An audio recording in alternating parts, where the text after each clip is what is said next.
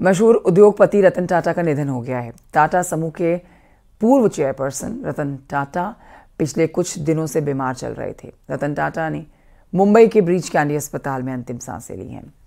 वो 86 वर्ष के थे। उन्हें तबीयत बिगड़ने के बाद बुधवार को आईसीयू में भर्ती कराया गया था। निधन के बाद पूरे देश भर में शोक की लहर है। उद्योग जगत से लेकर राजनीतिक जगत में लोग दुखी हैं, मायूस हैं, भरे मन से उन्हें श्रद्धांजलि दे रहे हैं। आज सुबह 10 बजे से शाम के 4 बजे तक उनके पार्थिव शरीर को मुंबई के एनसीपीए में अंतिम दर्शन के लिए रखा जाएगा।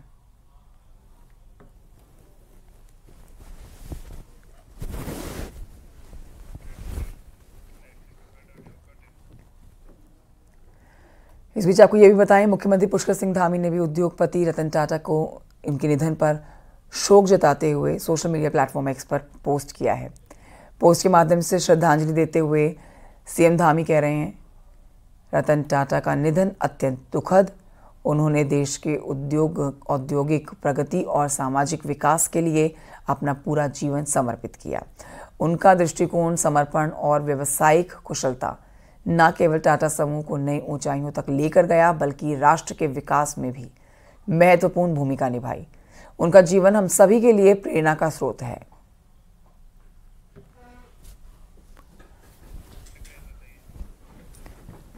तो उद्योग जगत को ही नहीं, बल्कि आप कह सकते हैं आज पूरे देश भर को एक बहुत बड़ी क्षति, सिर्फ एक व्यक्तिगत क्षति नहीं हुई है, बल्कि आप कह सकते हैं कि नम आंखों से आज पूरा देश रतन टाटा को अंतिम विदाई दे रहा है।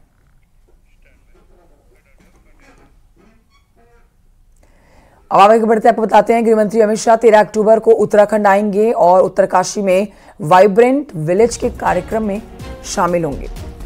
जायजा लेने के लिए यहां पर पहुंचेंगे। बॉर्डर पर तैनात सेना के जवानों से मुलाकात भी करेंगे। देहरादून के FRI में गृहमंत्री अमित शाह बैठक करेंगे, जिसमें नए कानून और साइबर क्राइम की चुनौतियों पर चर्चा होगी। 13 अक्टूबर को आ रहे हैं उत्तराखंड राष्ट्रीय गृहमंत्री अमित शाह।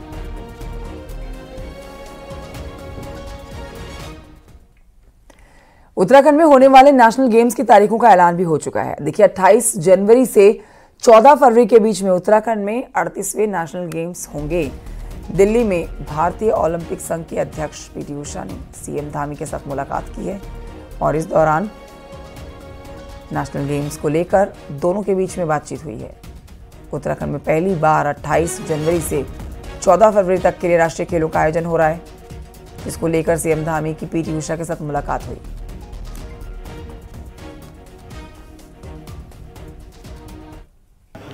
ये हमारे लिए बहुत सौभाग्य की बात है कि उत्तराखंड को 38वें राष्ट्रीय खेलों के आयोजन की जिम्मेदारी मिली है और आज मैं ओलंपिक संघ की अध्यक्ष PT उषा जी से यहाँ मैंने भेंट करी है। मैं इनका भी बहुत धन्यवाद करता हूँ कि उन्होंने आज हमको पूरी तरह से आश्वस्त भी कर दिया कि 28 जनवरी से 14 फरवरी तक 2025 में इस खेलों के आयोजन की उन्होंने स्वीकृति प्रदान की है। बाकी विधिवत रूप से उनकी जो जनरल बॉडी की उनकी यहाँ मीटिंग होगी 25 अक्टूबर को, उसमें इसका शेड्यूल जारी कर दिया जाएगा। हम पूरी तरह से तैयार हैं और हमारा इंफ्रास्ट्रक्चर पहले से ही काफ़ी बन चुका है और सभी तैयारियां हम पहले से कर रहे थे, इसलिए ये खेल बड़े अच्छे होंगे, बहुत भव्य तरीके से होंगे।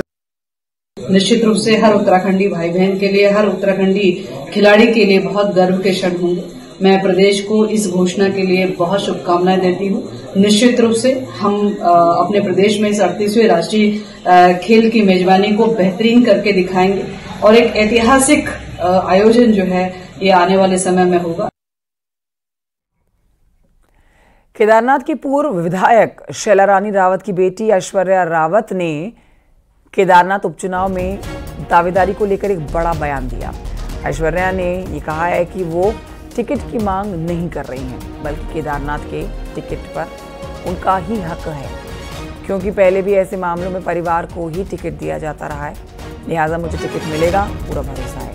ऐश्वर्या रावत ने कहा है कि बीजेपी से लंबे समय से जुड़ी हुई हूँ और मेरी माता के निधन के बाद केदारनाथ सीट पर उपचुनाव की नौबत आई है। ऐश्वर्या ने कहा कि बीजेपी की हमेशा परिपाटी रही है कि जब किसी विधायक या फिर मंत्री का आकस्मिक निधन होता है तब उनके परिजनों में से किसी को चुनाव लड़ने के लिए उम्मीदवार बनाया जाता है। ऐसे में मेरा पार्टी हाईकमान से टिकट भी अभी तक मांग उनसे मैंने नहीं की है, क्योंकि बीजेपी से टिकट पर मेरा हक है और मुझे पूरा भरोसा है कि पार्टी मुझे इस पर टिकट देगी और मेरे भरोसे को यकीन में तब्दील करेगी।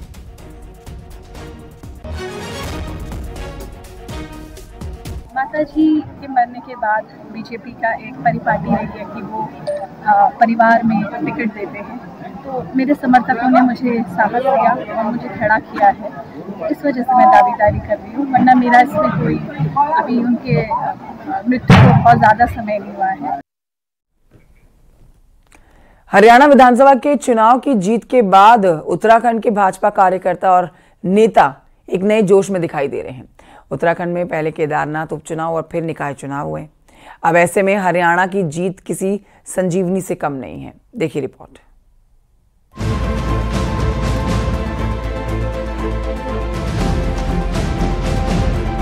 हरियाणा में बीजेपी जीत का भले ही देवभूमि उत्तराखंड से कोई सीधा नाता ना हो, लेकिन लोकसभा चुनाव में अब की बार 400 पार का नारा फेल होने से निराश बीजेपी कार्यकर्ताओं को इस जीत ने एक नई ताकत जरूर दे दी है, वो भी केदारनाथ उपचुनाव और नगर निकाय चुनाव से ठीक पहले। कार्यकर्ता केंद्र के आधे बहुमत को भूल अब नए सपने बुनने लगा है।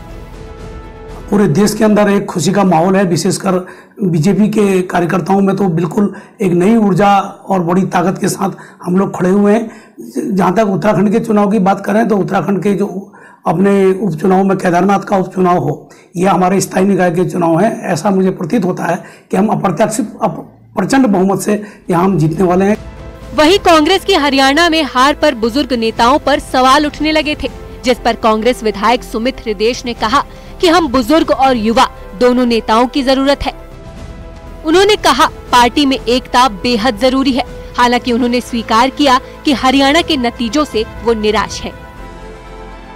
देखिए, चेहरे नए और पुराने सब चाहिए, क्योंकि हमें युवाओं की ऊर्जा भी चाहिए और जो हमारे सीनियर लोग हैं उनका जो अनुभव है और मार्गदर्शन वो करते हैं वो लगातार वो भी चाहिए। एकता चाहिए पार्टी में एकता रहेगी तो कांग्रेस को आने से कोई नहीं रोक पाएगा, ऐसा मेरा मानना है। उत्तराखंड के परिप्रेक्ष्य में मैं बोल सकता हूँ और ये दुखदाई है, ये हमें पीड़ा है, क्योंकि सारे सर्वे कांग्रेस की सरकार वहाँ पे भव्य मेजॉरिटी के साथ बनने वाली थी। जाहिर है कांग्रेस हर असर को बेअसर करार दे रही है, लेकिन बीजेपी का लौटा जोश कांग्रेस को चिंता में डालने वाला जरूर है, जो कांग्रेस के मिशन 2027 के लिए भी एक झटका हो सकता है। हल्द्वानी से न्यूज़ 18 के लिए शैलेंद्र नेगी की रिपोर्ट।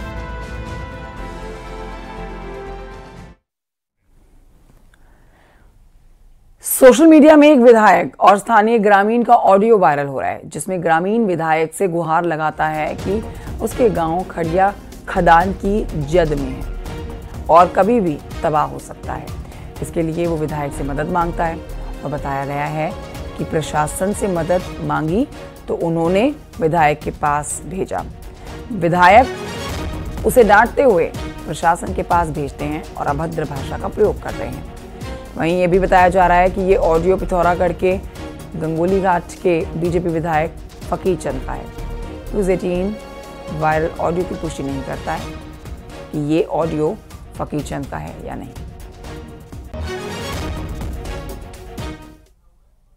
गांव भेजेगा, उसका जिम्मेदार है।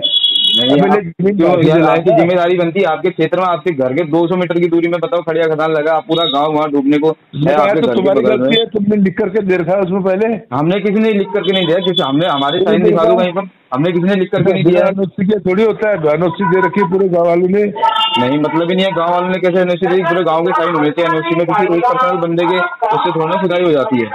अरे यार, अब मुझे कानून मत बता दूं, जो काम करने दे तुम रह। चलो ठीक है राहुल जी, बताना है तो वहाँ जाना, घर जा एजेंसी में, वहाँ उसको बता कानून। गया हूँ मैं, पिथौरागढ़ गया हूँ मैं, आप जाऊंगा ना, अब मैं कोर्ट में जाऊंगा आपके पास। वहाँ जा एजेंसी के पास में, उसको कानून बता जा। बढ़ते हैं आगे, आपको बताते हैं डाक विभाग उत्तराखंड में इस साल 31 नए डाकघर खोलेगा। डाकघर ऐसे ग्रामीण इलाकों में खोले जाएंगे जहां 5 किलोमीटर के दायरे में बैंकिंग सुविधा नहीं होगी। इसके साथ ही उत्तराखंड के प्रमुख पर्यटक स्थलों के साथ ही सांस्कृतिक और धार्मिक केंद्रों पर हर साल पिक्चर पोस्ट कार्ड जारी किए जाएंगे ताकि उत्तराखंड को देश और दुनिया में अलग पहचान मिल सके।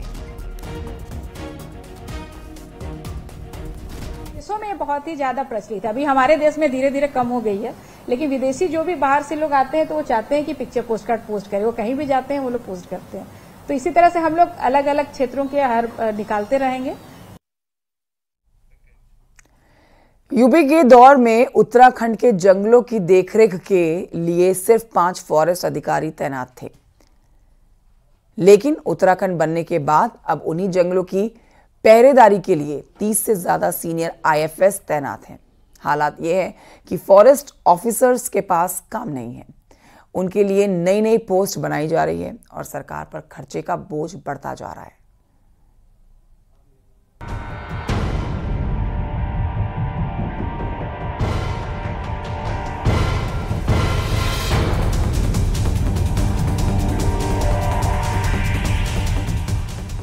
उत्तराखंड सरकार एक तरफ तो खर्चे घटाने के लिए तमाम कोशिशें कर रही है, लेकिन दूसरी तरफ फॉरेस्ट डिपार्टमेंट में सफेद हाथियों की पूरी फौज काम कर रही है, जिनके पास कोई काम नहीं है। वन अधिकारियों की संख्या इतनी ज्यादा हो गई है कि अधिकारियों के लिए पोस्ट तक नहीं बची है और नई नई पोस्ट बनाकर अधिकारियों को एडजस्ट किया जा रहा है। हालात ये हैं कि कई सीनियर वन अधिकारियों के पास कोई काम नहीं है। उत्तराखंड जब उत्तर प्रदेश का हिस्सा था तब इस पर्वतीय क्षेत्र यानी उत्तराखंड में डीएफओ के अलावा सिर्फ 4 सीनियर अधिकारी बतौर कंजर्वेटर तैनात हुआ करते थे। तब पूरे उत्तराखंड में 4 ही सर्किल थे। अब हालात ये हैं कि राज्य बनने के बाद कंजर्वेटर की 17 पोस्ट बना दी गई। इतना काफी नहीं था, इनके ऊपर भी 14 चीफ कंजर्वेटर बिठा दिए गए। लिस्ट यहीं पर खत्म नहीं होती, इनके ऊपर भी 4 एडिशनल प्रिंसिपल चीफ कंजर्वेटर तैनात किए गए, जबकि 3 प्रिंसिपल चीफ कंजर्वेटर पहले से ही तैनात। यानी जिस काम को पहले सिर्फ 4 अधिकारी कर लिया करते थे, उसके लिए अब 38 अधिकारी हैं और इनके नीचे भी 31 आईएफएस तैनात हैं, जिनके पास डीएफओ की जिम्मेदारी है। तो इस तरह से विभिन्न लेवल पे हमको नए पदों की आवश्यकता हुई यहाँ पे, और तभी हमारा नया कैडर बना यहाँ पे। तो मुख्यालय में तो हमेशा जब भी कोई नया राज्य बनता है तो मुख्यालय में नए पद क्रिएट किए जाते हैं। अब हालात समझिए, अधिकारियों को खपाने के लिए नई नई पोस्ट क्रिएट होती रही, जबकि ज्यादातर अधिकारियों के पास कोई काम नहीं। एक्सपर्ट भी मानते हैं कि आईएफएस अधिकारियों को अन्य विभाग में एडजस्ट करना चाहिए ताकि फिजूल खर्ची पर रोक लग सके। यदि उतना नहीं है तो हम उनको दूसरे डिपार्टमेंट में उनकी पोस्टिंग करके उनसे शासन के हित में दूसरा काम भी ले सकते हैं। सीडीओ के रूप में भी ले सकते हैं, टूरिज्म में भी ले सकते हैं, बायोडाइवर्सिटी में भी ले सकते हैं, और अपना काम का क्षेत्रफल हम ज्यादा बढ़ा सकते हैं। इस तरह से हम उनका सदुपयोग कर सकते हैं। उत्तराखंड में आईएफएस अधिकारियों का 112 का कैडर है। हालांकि इतने अधिकारी अभी तैनात नहीं है, लेकिन जितने भी अधिकारी तैनात हैं वो भी जरूरत के मुताबिक 4 गुना ज्यादा हैं। अब ऐसे में अधिकारियों के पास काम नहीं होता तो मनपसंद पोस्ट पाने के लिए गुटबाजियों में पूरा वक्त और ध्यान लगाते हैं, और यही गुटबाजी और शीत युद्ध अब वन विभाग की पहचान बन चुकी है। देहरादून से न्यूज 18 के लिए सुनील नवप्रभात की रिपोर्ट। और आइए अब आपको दिखाते हैं पार्ट टॉप 10। ऋषिकेश में लिंक एक्सप्रेस ट्रेन से एक शख्स गिरकर गंभीर रूप से घायल हो गया। घायल यूपी के बिजनौर का रहने वाला है। हरिद्वार के पथरी पुलिस ने 2 नशा तस्करों को गिरफ्तार किया, जिनके पास से 71 ग्राम स्मैक बरामद हुई। बागेश्वर के कपकोट में ततैया के झुंड ने एक महिला पर हमला कर दिया। इलाज के दौरान महिला की मौत।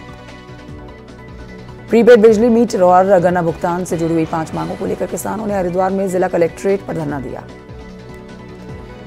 रुड़की में पुलिस ने 2 अंतर्राज्यीय चोर बाप बेटे को गिरफ्तार किया। दोनों यूपी के गाजियाबाद के रहने वाले हैं। हिंदू राष्ट्र के मकसद से शुरू हुई यात्रा 14 राज्यों के भ्रमण के बाद हरिद्वार लौटी है, जिसका लोगों ने स्वागत किया। ऋषिकेश के श्यामपुर फाटक के पास में सड़क निर्माण कार्य का कैबिनेट मंत्री प्रेमचंद अग्रवाल ने निरीक्षण किया। पौड़ी डीएम ने राजस्व, आबकारी और खनन विभाग सुस्त कार्य प्रणाली पर नाराजगी जताई है। पौड़ी शहर और थलीसैंण के भरसार इलाके में उद्यान विभाग कोल्ड स्टोरेज बनाएगा। और विश्व मानसिक स्वास्थ्य दिवस पर बागेश्वर के राजकीय इंटर कॉलेज में भाषण प्रतियोगिता का आयोजन हुआ।